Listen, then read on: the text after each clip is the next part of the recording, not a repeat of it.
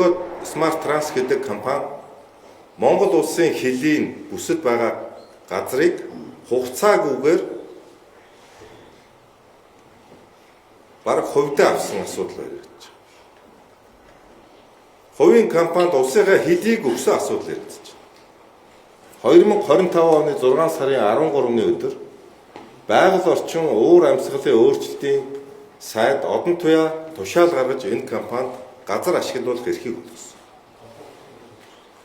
Энэ 6 сарын 13 гэдэг бол Монгол улсын шинэ ерөнхий сайдаар Гомжовын Занданчтар томилогддог өдөр.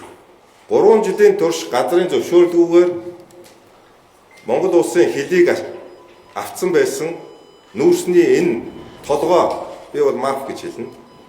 Энэ компани засгийн газар шинэ ерөнхий сайд томилогддог өдөр амжиж газрын зөвшөөрлийг хууль зөрчиж олгосон. Төрийн өмчийн 19.2 км авцамыг энэ компанид мөн давуу ирэхээр олгосон. Хэн?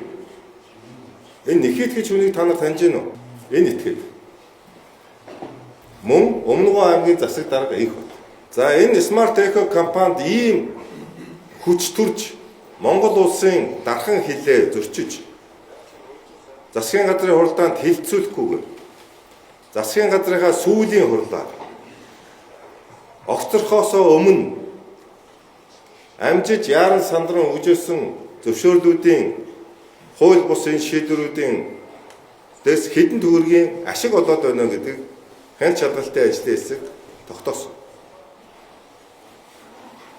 2 жилийн дотор энэ компани 95.7 тэрбум төгрөгийн ашиг хийсэн. Энэ компаниудад төрийн өмчийн авцамыг ашиглаж өөрсдөө төлбөрт хураамж тогтоож хувьдаа аваад байна гэдэг асуудлаар нийтдээ 14 удаагийн шаардлага өгөгдөж байсан. Тэгэхдээ хууль хяналтын байгууллага хүчтэй хөдөлж байгаагүй өнгөрсөн хугацаанд. Хизээнээс энэ асуудал хэрэг үүсэх шалгагдж байсан бай гэж огноог авч үзэхэд 2025 оны 7 сарын 8-наас буюу Занданчтарын засгийн газар байгуулагдсны дараагаас эхлээд за энэ ер нь арай ботхоо болох юм биш байгаа гэдэг байдлаар хөдөлж гисэн.